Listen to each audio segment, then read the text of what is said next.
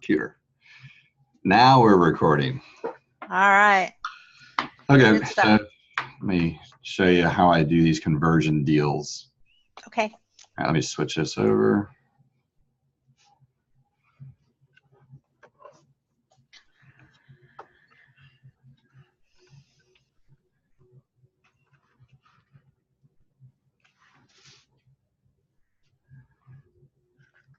It needs to be that way.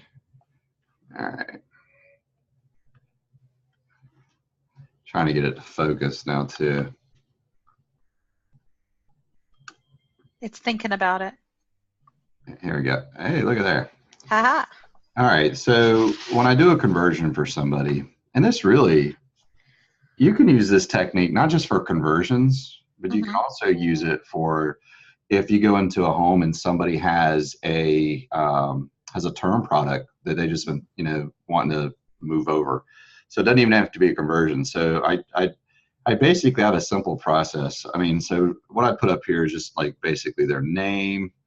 If I'm doing a conversion, a lot of times I write the policy number there. But you don't. This is just stuff to kind of for me as I'm filling out the form.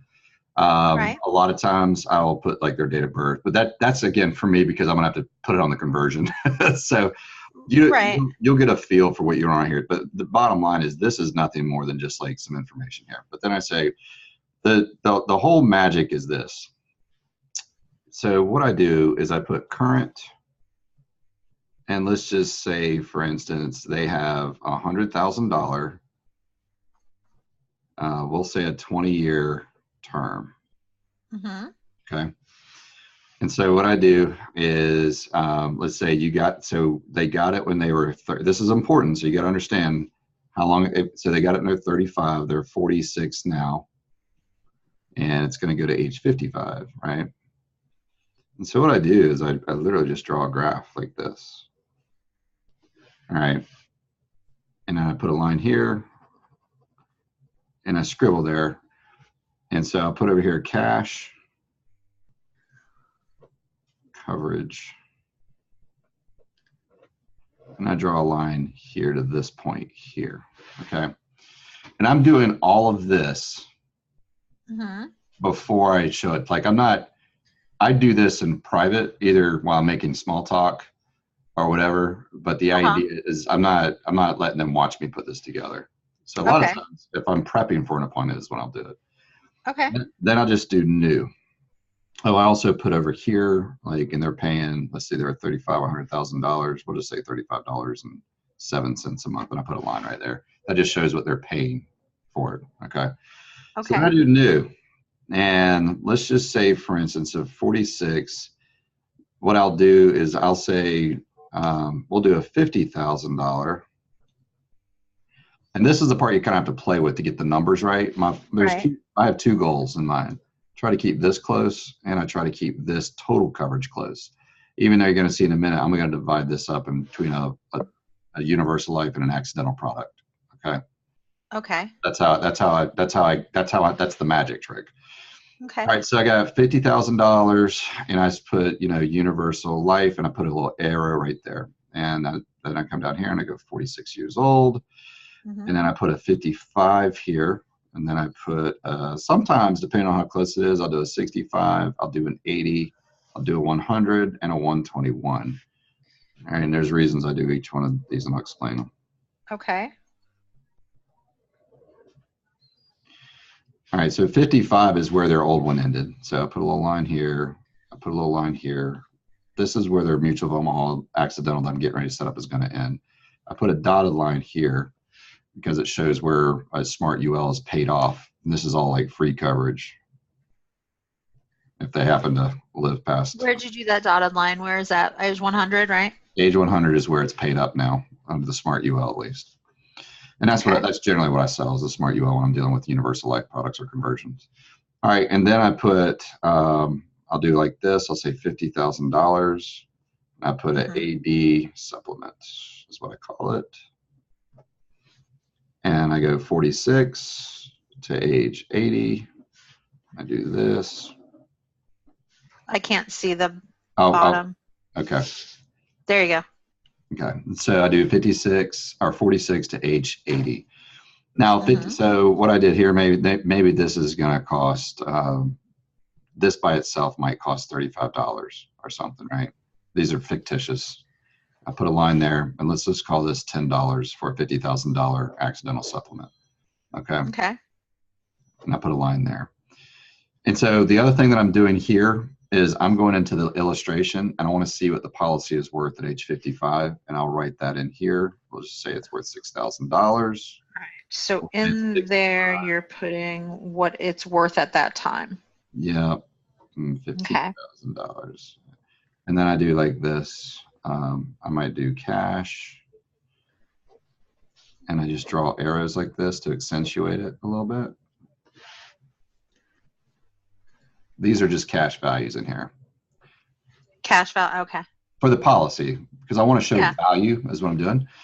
And Right. so then I put total, and I literally just write, I'll say $100,000 coverage until 80, then $50,000 until death.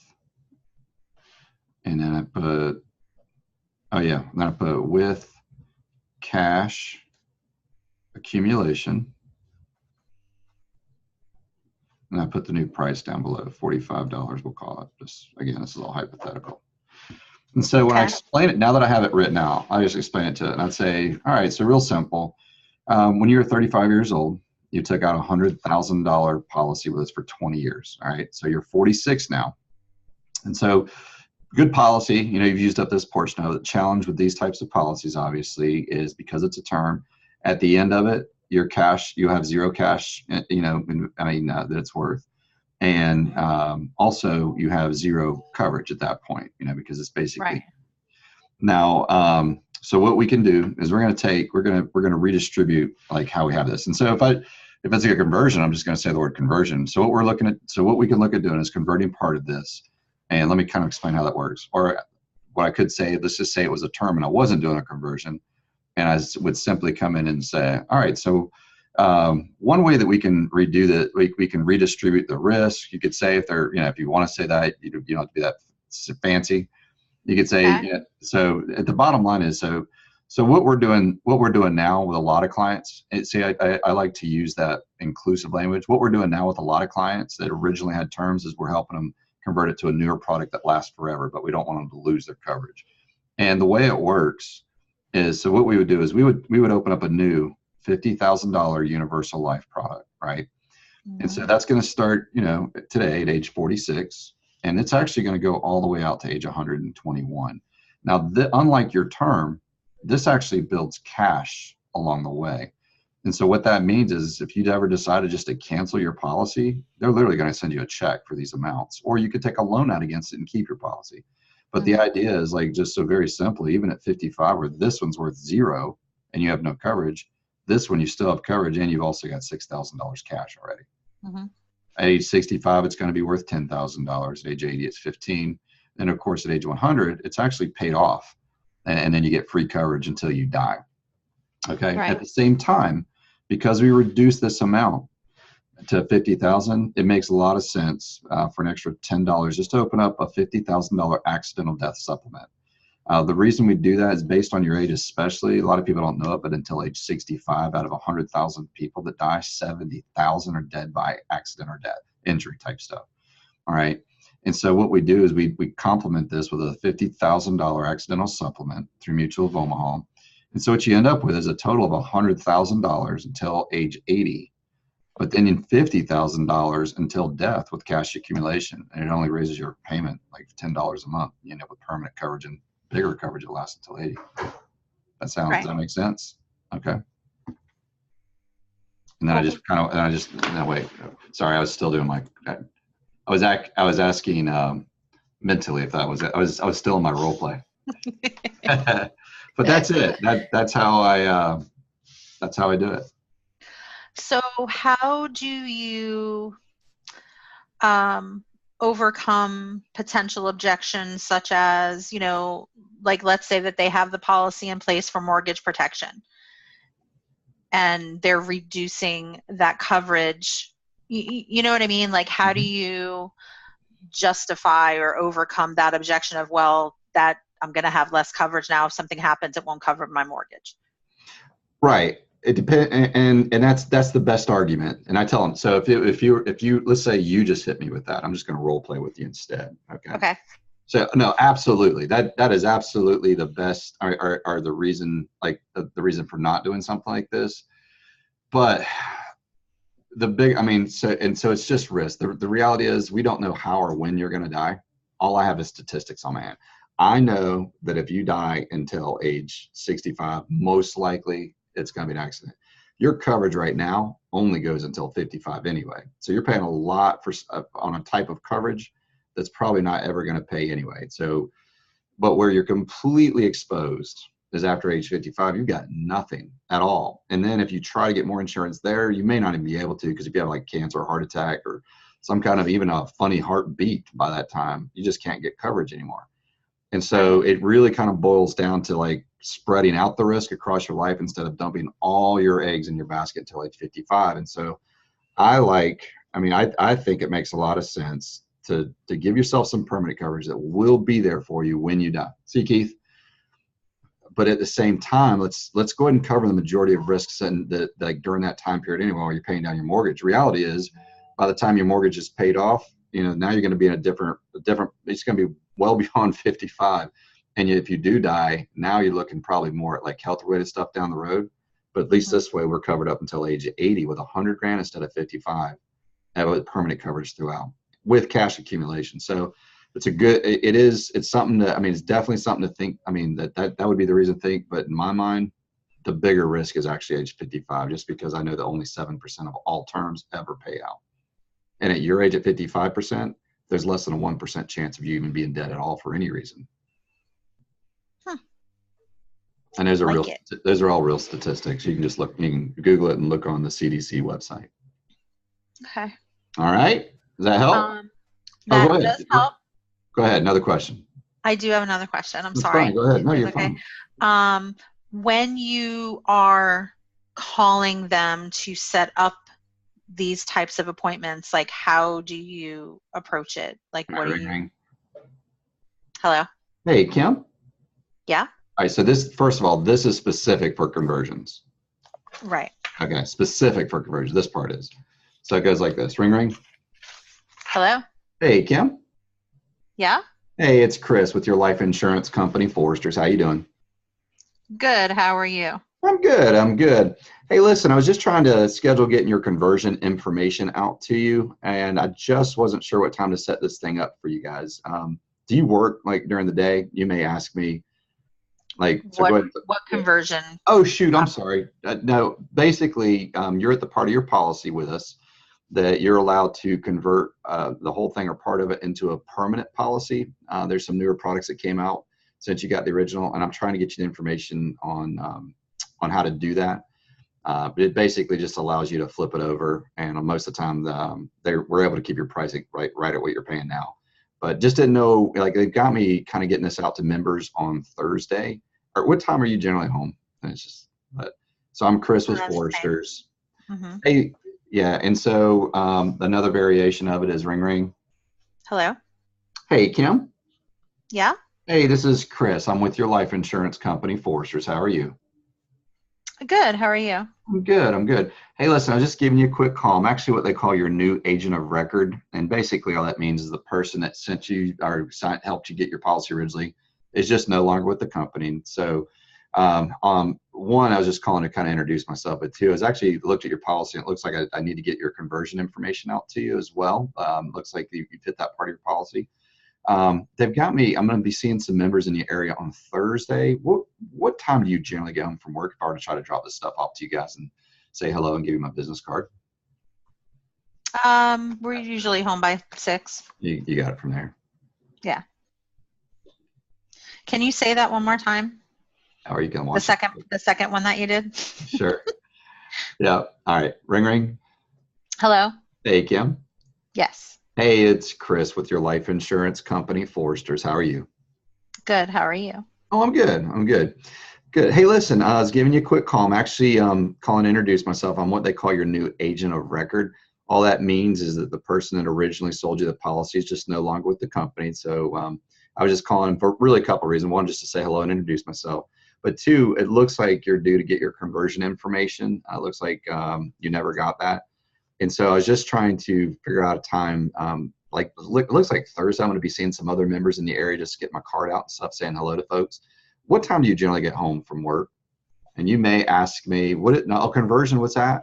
Oh, shoot, I'm sorry. I'm not sure if your original agent covered this with you or not, but you have a term policy with us, and the type that you have is you're allowed to take a part of it. Once you hit a certain point that you've had it long enough, you can convert it over to a permanent policy. And you've hit that part. And so I was just trying to get you the information on how to do that and get you the pricing on it and stuff. That's, if you want to take advantage of it. But anywho, on Thursday, do you work like during the day, or that's it?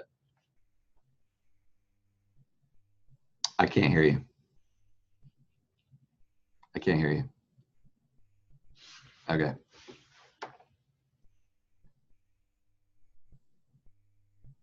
Nope. I can't hear you. You're not muted. I don't know what happened. Can you hear me? I'm pretty good at reading lips.